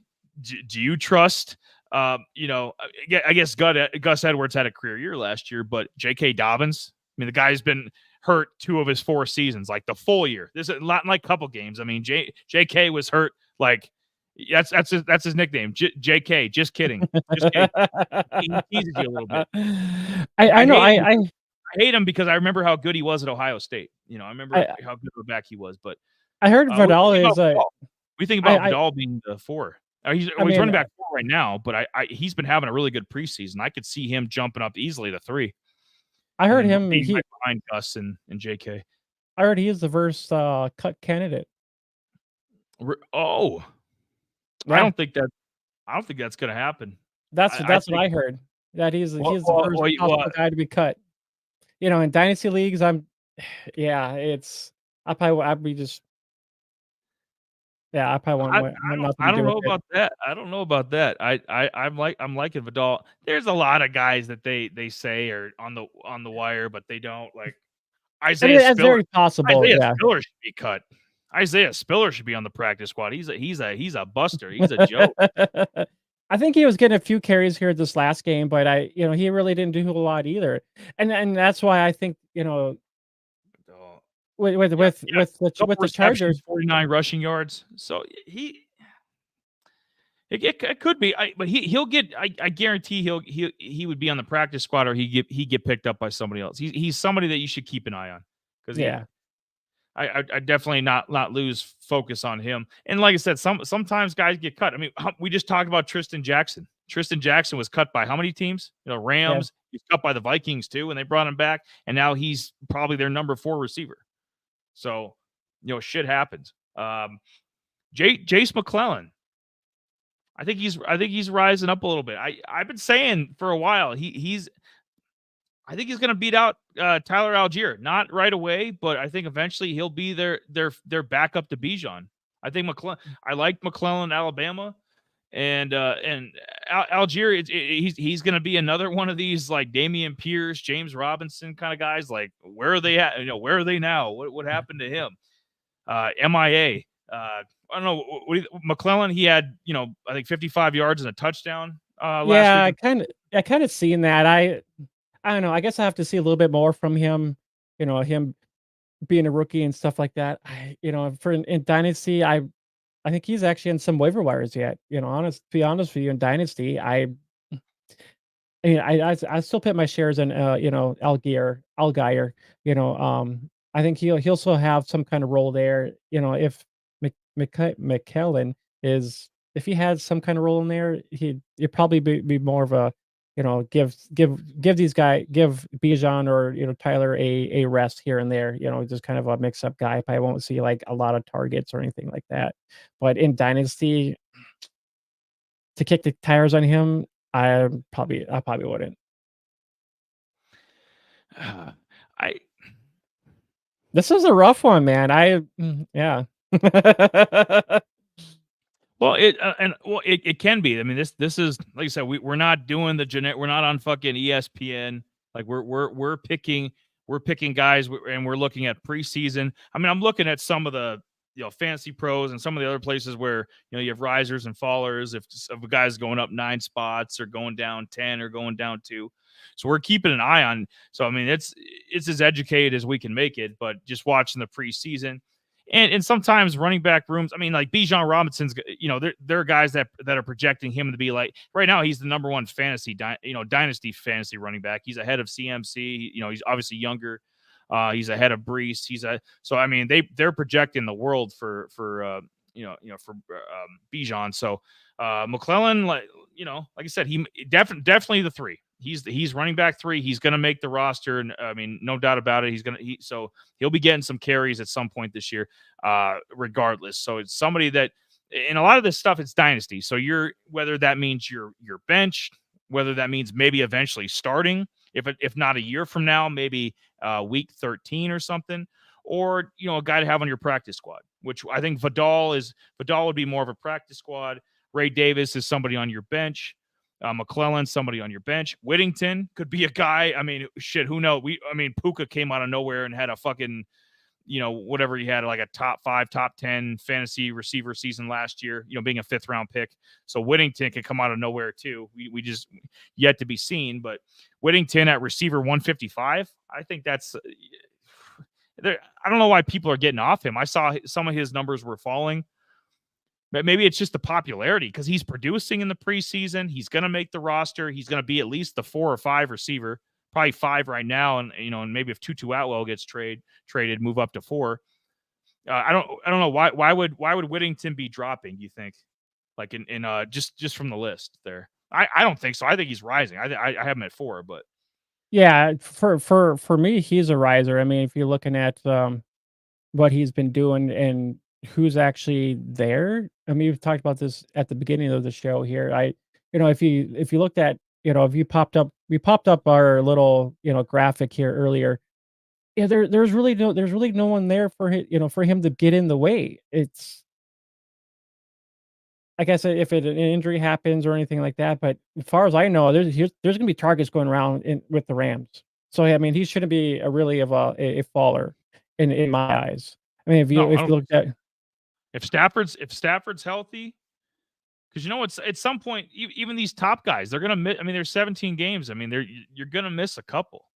I mean, we look. talk about Jamar Chase all the time. Jamar Chase is gonna miss 2-3 games. Like Cooper is probably gonna miss 2-3 games at some point. He's getting older. Like just for preservation, even like you're gonna need a guy to step up. Demarcus Robinson, he's he's been a good NFL receiver. He's not great. He's not a world beater. I mean, we remember him in Kansas City, the Rams last year. Like he's had his moments, but like he's not great.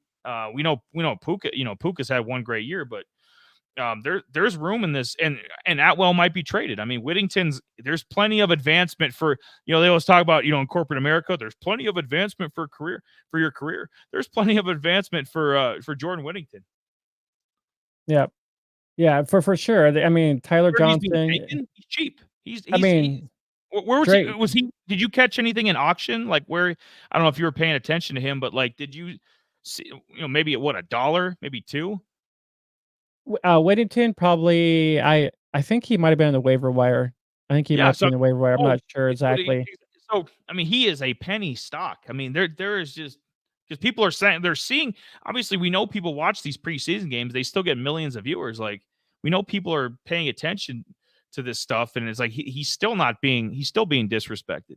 Yeah, so that's why out of rhythm. That's why we're talking him up so much, so that when he pops, you guys were like, oh shit, they were right. Yeah, I mean, if you look at Tutu Atwell, Demarcus Robinson, so there's going to be guys around that will be they're kind of there and not there, because I was looking at here. Whittington, he's undrafted. I mean, if you think about the guys who they got, Demarcus Robinson still there. Tutu, I mean, we never really. I mean, he's kind of a go gadget kind of guy, anyways. Tyler Johnson, Xavier Smith. I mean, Drake Stoops is there. The kid from freaking the Sooners. Drake Stoops' son. He was a coach. He was Bob Stoops' kid. Yeah. yeah.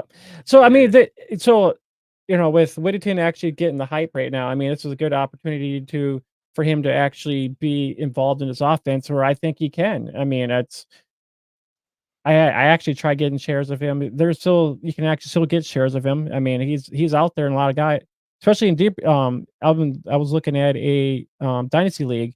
He was actually picked up in a Dynasty league. So guys are actually starting to get on him because what he brings to the table. I mean, he might be a rookie, but still, he's a person to feed in the Rams offense who could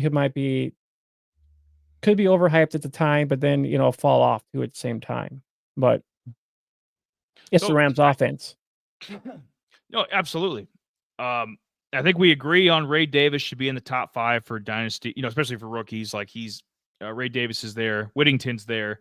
McClellan, I probably like more than you do, but I think he's in a nice spot too. Algier's not a world beater. We know about Bijan, but Vidal, we're kind of on disagreement about. And there's a couple guys you could throw. Sion Vaki from the Lions. I just think there's so much depth there, with David Montgomery and with Jahmyr Gibbs. I think the other Raymond, the other running back they had there. So I mean, there's a lot of bodies for him to beat out. I think Vaki's going to definitely make the Lions team, but yeah. So in Dynasty leagues, out of the Dynasty leagues that I am in, he's taken in most 12 teams, and he's still out there in a 12 team in one of my other 12 team dynasties too as well. So I mean, he's on the rise for sure. Yeah, absolutely. And so that's a little bit startling to see Vidal, maybe on the outs, but there's a couple other guys I could have included. Obviously, we mentioned Jatavian Sanders earlier. Right now, he's kind of rising up the board because I think he's going to be the feature tight end there. That's not saying much because it's Bryce Young. Totally get it, but I mean, it's still a starting tight end in the league. So if you're in a deep enough league or you need a backup, you're in a 16-man league, you need a backup. Jatavian Sanders is, I think, the perfect guy for the job. Let's see. Chris Blair, the receiver from the Falcons, he had a bigger preseason game. Like he had like 4 catches, 91 yards. I think he's listed right now as their number 5 receiver. And I thought he was the Blair Witch Project. I was like, what is this stuff? Some other guys that have bigger preseason games. While I'm talking about risers quick, I'll get some of the bigger preseason out of the way so we can bang that out. Dante Pettis has been around the league. I mean, he's been with the Giants, a bunch of other teams. He had 53 yards, 2 touchdowns for the Bears, and they're when they blew out the Bengals last week. John Mechie, Jamie's high on him. Michi had a decent game. I just think Michi's in a situation where there's so much depth with the Texans, with Tank Dell and Nico and Stephon Diggs. It's just going to be. I think Robert Woods is going to get cut, but Robert Woods is old as dirt. Michi, you think Michi could maybe get up to the receiver 4, or is he more receiver 5? I'm honestly, I'm just trying to think. Danny D, back again, homie. I was just trying to look at that because I was trying to debate if I wanted to put him in, like some of the guys for a riser. He had a pretty good preseason game here this weekend or this last weekend. I mean, he had a touchdown. I think he had 50 or 60 some odd yards. I think he's still down there in that depth chart where 68, 6 grabs, 68 yards, and a touchdown. Yep. Yeah. So I'm still a fan of Michi. I mean, he was drafted pretty high.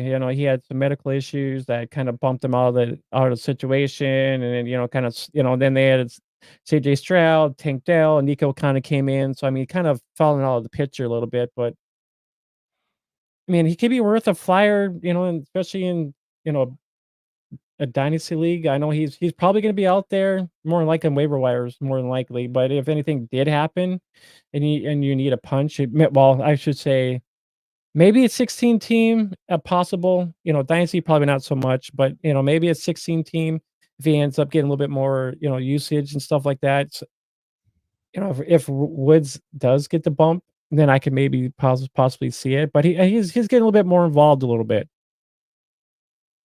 Yeah, we'll be interesting to see what happens there. And then I was going to get your thoughts on one more guy, Jacob Cowing. I think he had 4 catches, 51 yards for the 49ers. Right now, he's listed as the number 6 receiver.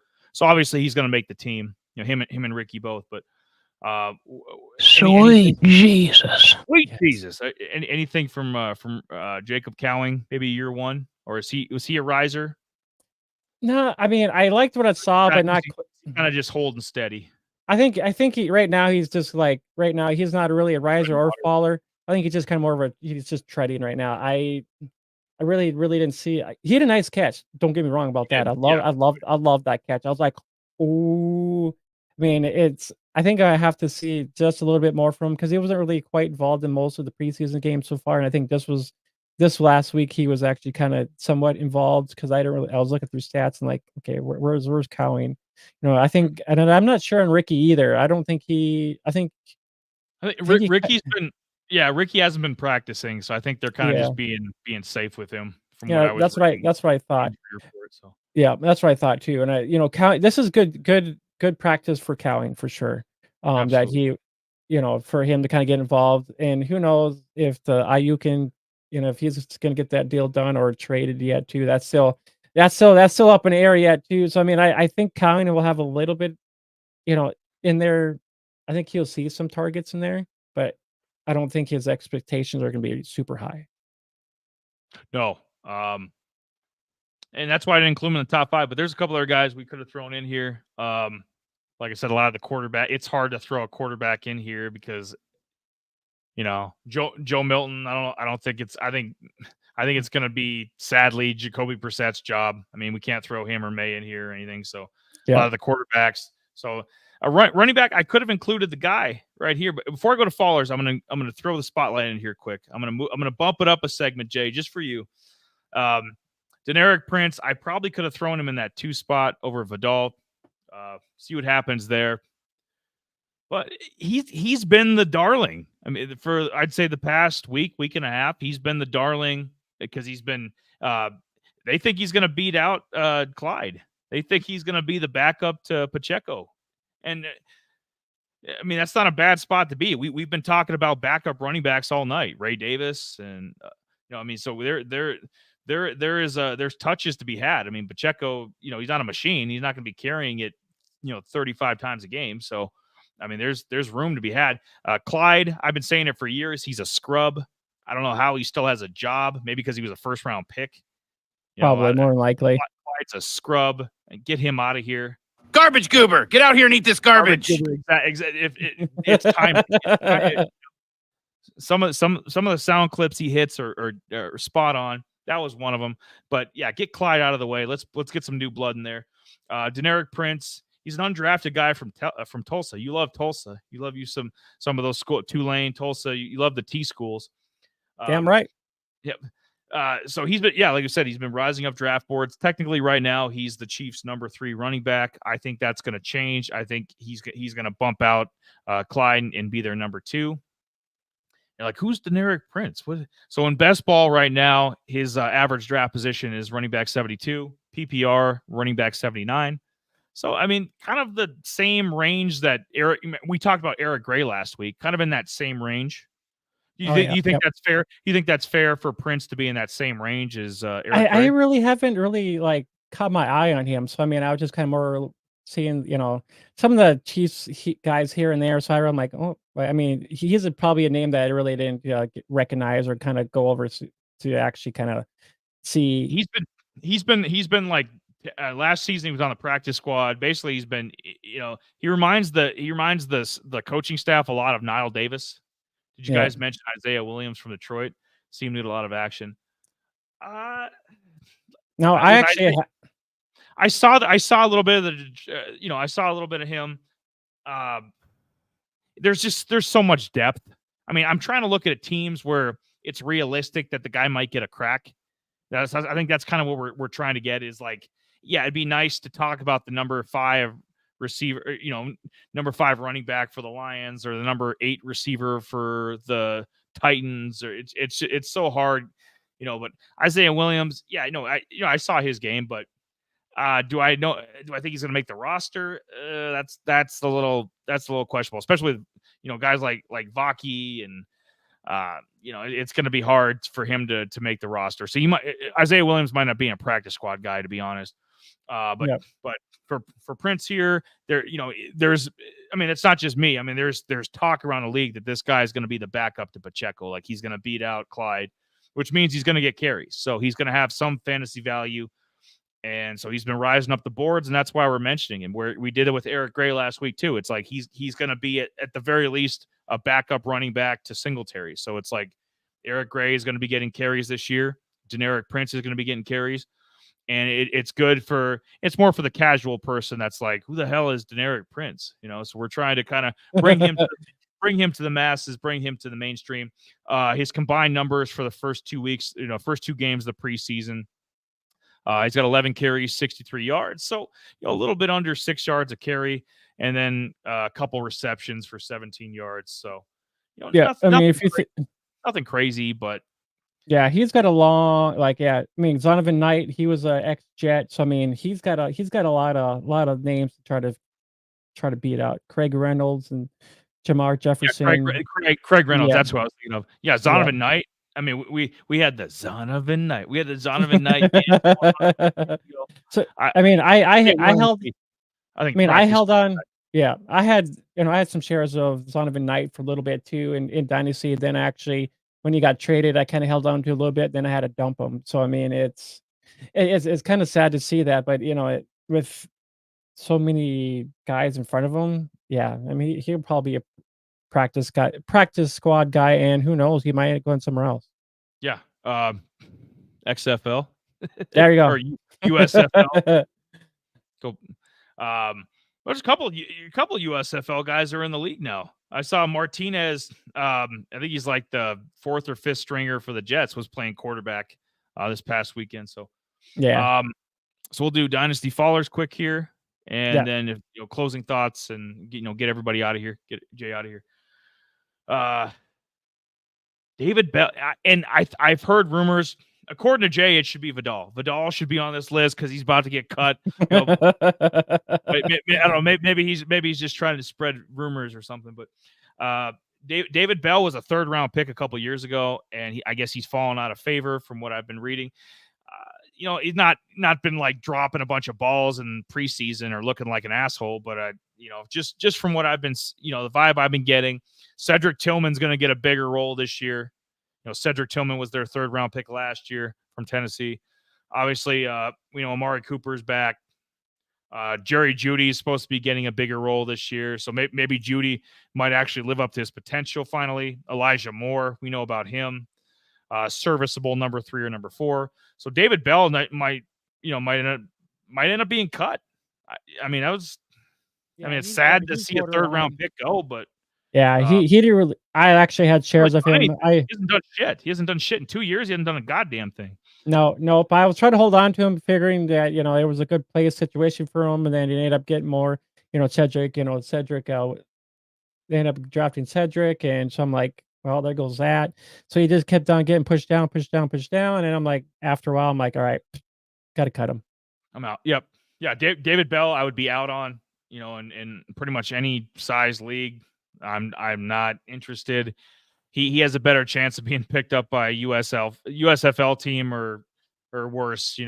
Maybe he's played up in Canada soon. I don't know. Jordan Travis, I put at 2. He's still not back from injury, and the only reason I say is it's nothing Jordan Travis is doing wrong, but it's like there's this. I mean, he has no track record, right? The only thing we saw from him was at Florida State. So coming into the league, because he was supposed to be, and they were talking him up like this could be a late round steal. He could be Aaron Rodgers, heir apparent, or maybe be a nice backup for the Jets for years, or I'm seeing other guys out there slinging it. It ain't him. So if you ain't playing, you're losing. So any thoughts on Jordan Travis? Because he's dropped. He was at for Dynasty. I know Dynasty. He was up in the 30s. Like I think he was as high as like quarterback 36 not too long ago. He's down to quarterback 54. So obviously there must be something wrong there. Yeah, I think I'd seen somebody in a dynasty league kind of pick him up here not too long ago, but I'm like, Jordan Travis and whatever. Well, like I said, it's Dynasty. In Dynasty, we talk about backups. We talk about guys that are lower end 53-man roster kind of people, because that's what it's for.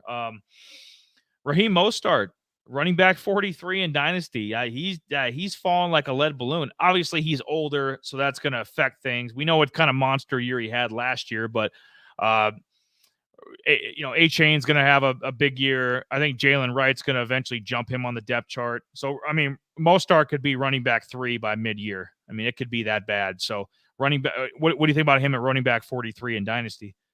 Sell him right now and not look back. I agree. get what you can from him and move on. Yeah, move on, because he won't be there in 2025. You want to put money down on something, he will not be on the Miami Dolphins in 2025. Absolutely not. Yep. Kendrick Bourne, I put it at number 4. He's kind of fallen a little bit too. He's injured, but they just brought in so much young talent, between Javon Baker, Jalen Polk.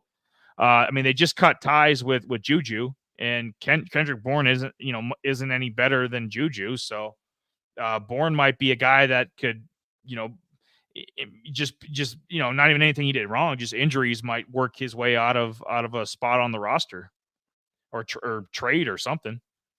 He's a lower end guy, Jay. Obviously, he's like a 5 or 6 receiver, but he's on the roster. So yeah, they got somebody. They got they have Polk, they have Baker. I mean, they have the Booty Monster. He's kind of been here and there. So I mean, I think he's just kind of on the out and out. So that's just my thoughts on Kendrick Bourne. I just think they have some other different talents in there. Them kind of rebuilding. So I think they're trying to go younger than having older. I mean, just look, they got rid of Juju.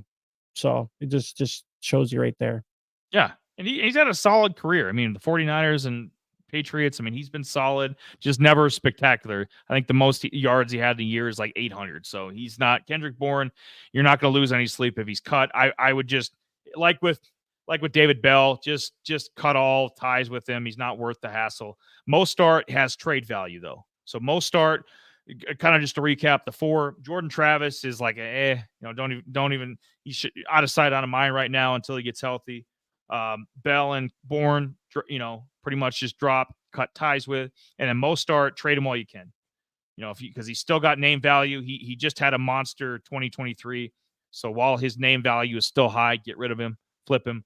And then MVS, because of the injury, and he's the lower end, another one of these like Bell, Bourne guys, these 5-6 receivers that are just holding on to a roster spot.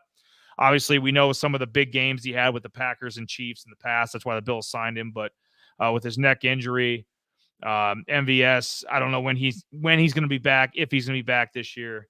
And he's always a fringe guy.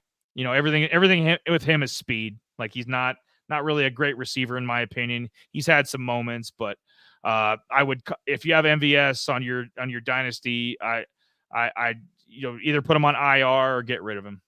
I just wouldn't even, out of sight, out of mind. MVS is just a name that I don't recognize. So Yep. He's not at the name recognition bar anymore. He was there, last year in the playoffs with the Chiefs, but now he's persona non grata. He's pretty much a boomer bust kind of guy. He'll put up some good yards and then he falls off. He'll get you a touchdown or two and then he just like poor man's Gabe Davis. Yeah, pretty much. Probably why they signed him. Poor man's Gabe Davis. Yeah, pretty much. That's all he is. But yeah, we pretty much gave you guys a lot of information. We did some standard PPR stuff. I gave you 6 guys that I liked. I gave you his some dynasty risers and some fallers, and we talked about all kinds of random things. And at least my soundboard was working tonight, which was a plus because it's always better with some sound effects in there a little bit here and there, or we'll just be like just robots, and that's never fun. I talk like this. I have no personality. Yeah, right. We don't want any of that shit. Sweet Jesus. Yeah. No. Yeah. Did you see, to close out the show? Did you see anything else from whatever the fuck it's called, preseason week 2, 3, whatever? Did you see anything else that stood out to you from any of the past week's games or anything coming up? Like no, not really. I just Caleb Williams. I mean, he looked good. I think he's good value in some DFS plays or parlays, more than likely. Rome, he is one of the guys I like. I think he'll be a wide receiver too in the end. Danny Dimes, we talked about him. I think he's just shaking the rust off him. He'll be a great guy to have in two quarterback leagues. John Minchie. Yeah, don't worry about him all too much. He's just the kind of name to just kind of put it back in your mind. Neighbors, great guy. He'll I think he'll lost my train of thought there for a second. Neighbors, I know, right? Neighbors is a guy I'll be drafting, so draft all the neighbors you can. He's gonna be the RB wide receiver 1, and I mentioned earlier that him and Junior will be 2 guys battling out for the targets for rookie of the year, I believe.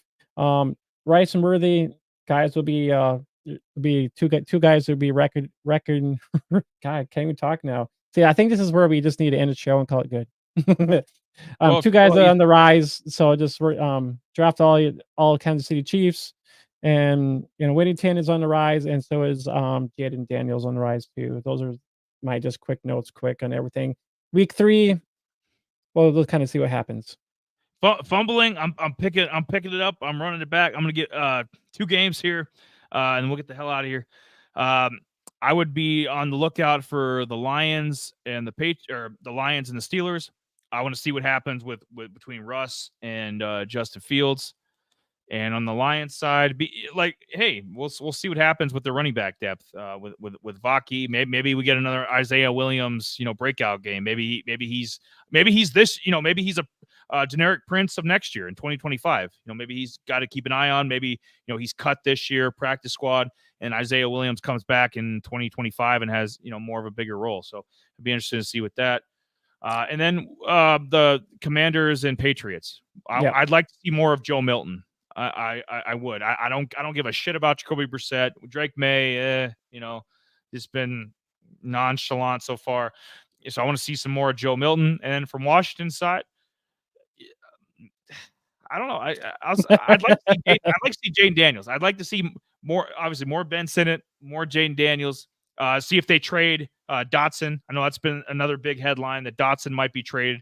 Lions were like the number 1 target for that. So if Dotson's traded, we'll put that on the wire at the bottom next week. But a couple interesting games to if you're, because it's preseason. I mean, unless it's your favorite team, we get it. You're not probably wanting to tune in. But Lions, Steelers, and then Patriots and Commanders. Yeah, that's for sure. And we'll get a better idea and who's going to be the starting quarterback for the Patriots after so, and hopefully it's Brissett for right now, because if not, I'm going to be screwed when it comes to Superflex. So other than that, guys, we gave you guys a lot of risers, fallers, just a lot of guys to think about in general. And we'll be coming back to you next week. Maybe something a little bit different next week. Not sure yet, but stay tuned for that. Woo. We Woo. might have some other Ah, stuff in the works there. Maybe a little, a little college lingo up in there. So just stay tuned for some of that stuff next week. But we'll let you know for sure. But make sure you're in our Discord. I usually kind of see some stuff in there, or just follow me on Autorhythm Fan at X. Start making Eli here on the X. Start getting him to publish some stuff out there too and whatnot. So follow that guy as well. Just give him some harassment over there. Tell him to start mumbling, jumbling, and intertwining with everybody There we on go. the X. So. But yeah, other than that, I think it's time for us to get up out of here, and we need to get the we go. heck up out of here. There we go. All right. There I am. Oh, look at that. Yeah, look at that. Yep. Get over there and start just sending that guy a DM or whatever. Tell him to do start busting his balls a little bit. Come hither. Come hither. Yeah. So other than that, we'll see you guys next Wednesday. Just follow me on Autorhythm Fan, just to for all the show stuff. I post that usually in the morning and whatnot. So stay over there, stay tuned for that, and all of our other stuff is in the description below too as well. So other than that, from me and Eli, we are up out of here. We'll see you guys next time. So from Autorhythm, we're up out of here later.